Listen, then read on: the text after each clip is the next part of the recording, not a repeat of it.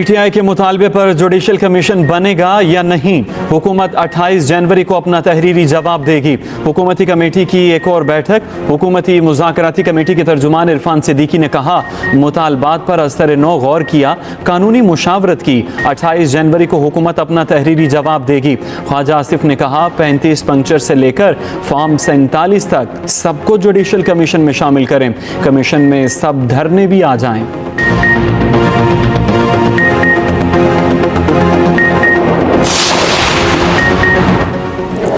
Judicial commission बनाने का ऐलान ना हुआ तो चौथी मीटिंग नहीं होगी। पीटीआई मुज़ाकराती कमेटी के तर्जुमान साहबजादा हामिद रजा का दो टोका ऐलान। शिबली फराज ने कहा, बानी ने कहा, अगर हुकूमत कमीशन नहीं बनाती तो मुज़ाकरात का कोई फायदा नहीं।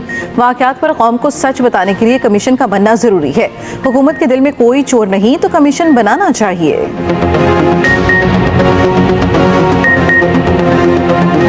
भारतीय फौज मकबूजा कश्मीर में जुल्म के पहाड़ तोड़ रही है।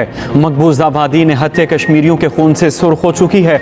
मकबूजा कश्मीर के आवाम आज़ादी की जंग लड़ रहे हैं। जब तक कश्मीरियों को हक़ खुद इरादियत नहीं मिलता, पाकिस्तान वफा निभाएगा। सिपा सालार जनरल आसिम मुनीर की कश्मीर कौज से वाबस्तगी गैर मुतज़लज़ल है। मकबूजा कश्मीर ज़रूर आज़ाद होगा। वज़ीर आज़म शहबाज शरीफ का अज़्म। शहबाज शरीफ का दौरा आज़ाद कश्मीर। भिंबर में दानिश स्कूल का संगे बुनियाद रखा। तकरीब से खिताब में बोले, मुआशी चैलेंजेस कम हो रहे हैं, मईशत में बेहतरी आ रही है, शरह सूद में मजीद कमी हो सकती है। फेक न्यूज़ फैलाने पर 3 साल कैद, 20 लाख रुपए जुर्माना होगा। पीका में मजीद तरमीम का बिल कौमी असम्बली में पेश। इस्लाम मुखालिफ, पाकिस्तान मुखालिफ आइनी इदारों, अदलिया और फौज के खिलाफ मवाद गैर कानूनी ऑनलाइन मवाद शुमार होगा। किसी जुर्म पर उकसाना, जाली या झूठी रिपोर्ट्स, गैर शाइस्ता और गैर अखलाकी मवाद पर भी कार्रवाई होगी। Social media protection and regulatory authority कायम की जाएगी। मुकदमात का फैसला 6 माह से 1 साल तक करना होगा। मॉडर्न डिवाइसेस को कानूनी शहादत में शामिल करने की तरमीम शामिल। कुल 108 तरमीम लाई जाएंगी। बायोलॉजिकल और जहरीले हथियारों पर पाबंदी का बिल मंजूर। बायो वेपन इस्तेमाल करने पर सजाए मौत, उम्र कैद, 1 करोड़ जुर्माना होगा। PFUJ ने पीका एक्ट तरमीम को विफाकी वज़ीर इत्तलात की तरफ से धोखा करार दे दिया। कहा, तरमीम गैर ज़रूरी और आइन की रूह के खिलाफ है।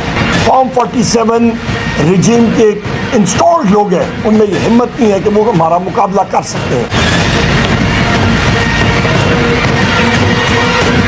पेश रफ्त हो जाती है कमीशन पे, तो फिर चौथी मीटिंग की तरफ हम जाएंगे। आप पूरा रिकॉर्ड इनका चेक कर ले, 88 दिन में कभी 10 मिनट भी गुफ्तगू इनकी लेजिस्लेशन पे नहीं हुई। जो कवानीन पास हुए, एक लॉ फकत 10 मिनट में पास हुआ है। कौमी असम्बली का एक और हंगामा खेज इजलास। दूसरे रोज भी अपोजिशन अरकान एहतजाजी बैनर्स ले आए, एजेंडे की कॉपियां फाड़ दी। एहतजाज नुक्ता एतराज पर उमर अयूब को बात करने की इजाजत ना देने पर हुआ। मीडिया से गुफ्तगू में अपोजिशन लीडर उमर अयूब ने कहा, वजीर आजम के गुज़श्ता रोज ऐवान में आने की वजह से इजलास 1 घंटा ताखीर से शुरू किया गया। तीसरा मुज़ाकराती दौर खत्म हो चुका, अब तक बानी PTI से मुलाकात नहीं कराई गई।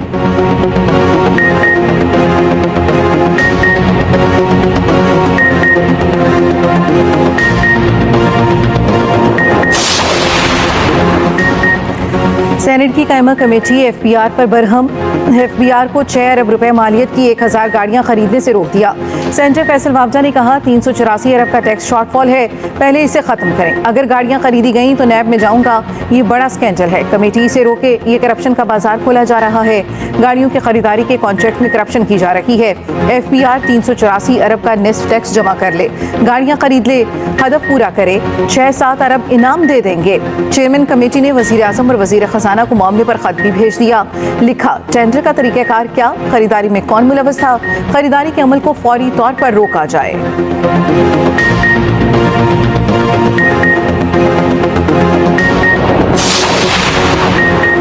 इंसानी स्मगलिंग के खिलाफ FIA मुतहर्रिक। फैसलाबाद एयरपोर्ट पर बैरून मुल्क जाने वाले 50 मुसाफिरों को ऑफलोड कर दिया गया। FIA हुकाम के मुताबिक एयरपोर्ट स्टाफ ने तमाम अफराद को दौरान चेकिंग तसल्ली बख्श जवाब न मिलने पर ऑफलोड किया। चंद रोज कबल गैर कानूनी क्लियरेंस देने पर 19 अफसरानों एहलकारों के खिलाफ मुकदमा दर्ज, 16 को गिरफ्तार किया गया था।